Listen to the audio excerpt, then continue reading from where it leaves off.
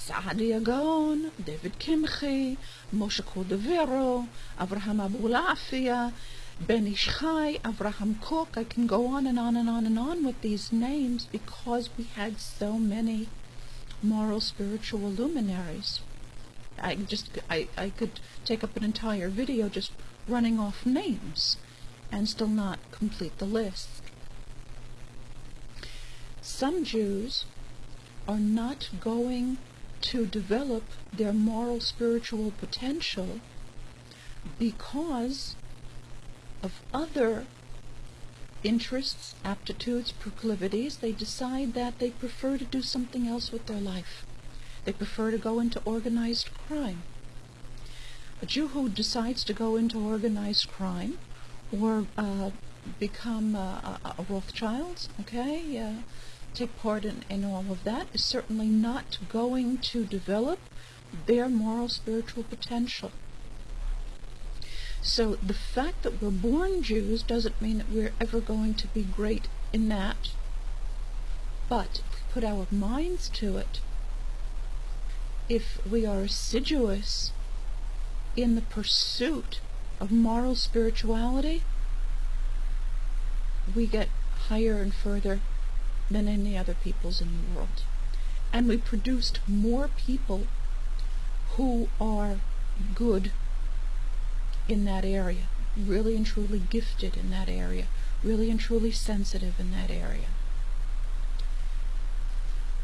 Another one of the areas that we have to discuss, it's a bit uncomfortable to say this, but it's the truth, and we just have to deal with this honestly.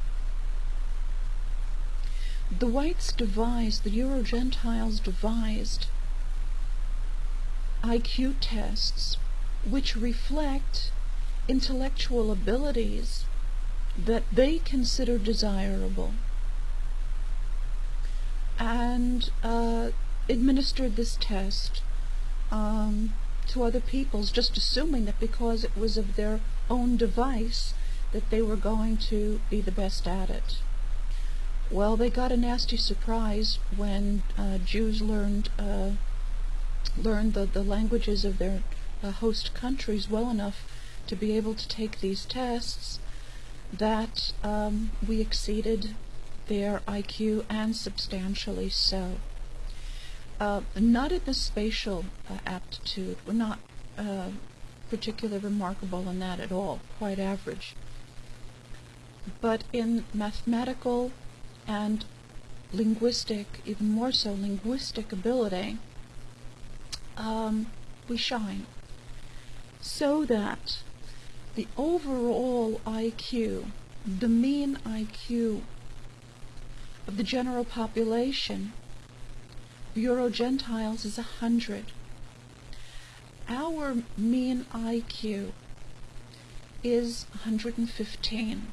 That's a full standard deviation above. Now, if we factor out the fact that our abilities in spatial intelligence is really rather average, and we look specifically at linguistic and mathematical ability, the mean IQ of the Jewish population is 125. Okay? That is an order of magnitude more intelligent in those areas. You don't have to like it, but all the empirical evidence shows, and the list of Nobel Prize winners show, that what I am saying is true. Jews are by far intellectually superior to Euro-Gentiles.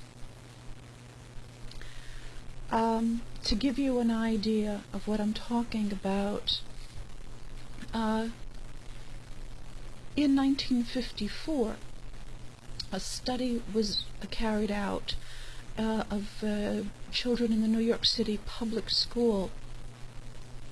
They wanted to find very, very high IQ children. Louis Terman was involved in this. and a lot of nasty experimentation was done. They found 28 children in the New York City public school system who had IQs of 170 and above. Of those 28 children, 24 were Jews.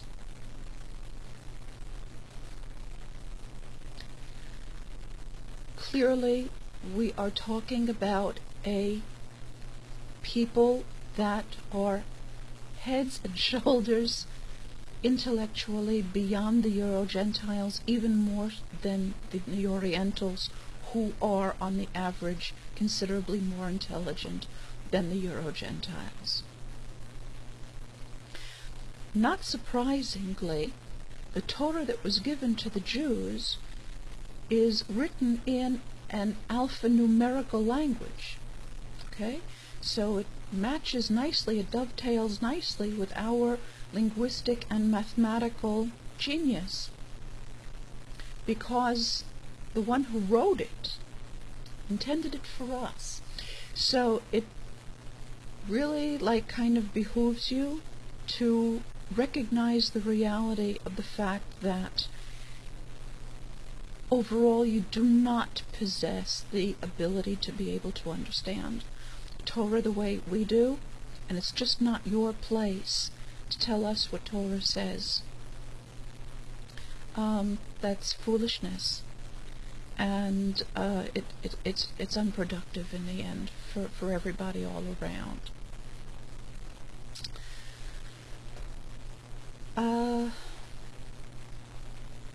Do we Jews feel the need to wield this intellectual power over others, to lord it over others? The answer is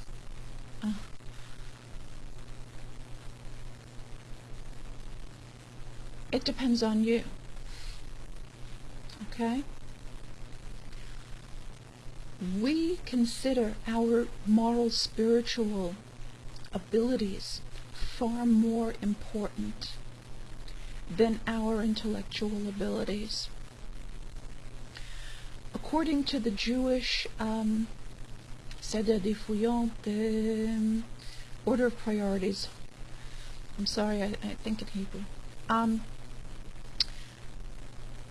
According to a Jewish order of priorities, moral spiritual genius is an ability above intellectual ability, which allows one to do linguistic analysis and mathematical analysis. And this is what we would prefer to do. And if you would leave us alone and not make us feel that we have to protect ourselves from you, this is what the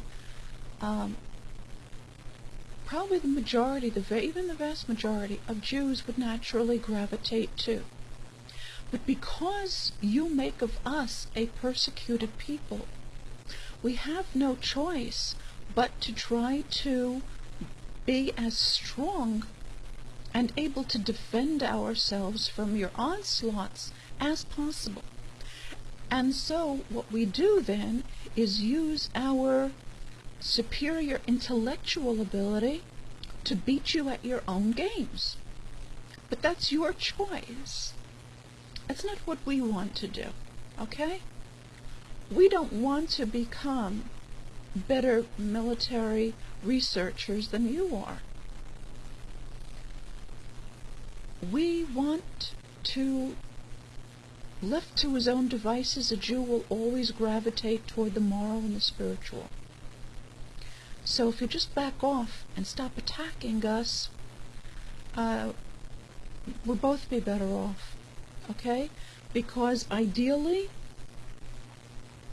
a Jew sits and learns Torah, and a Gentile takes care of physical matters in the world. This is the ideal. Okay? You might not like that, but that's the way God set our relative abilities up. if you won't put us in the position of having to be more sophisticated bankers than you are, more sophisticated politicians than you are, more sophisticated soldiers than you are, we'll go about our natural abilities according to our natural aptitudes and proclivities, and you can run the world. I think that's fair. Thank you for listening.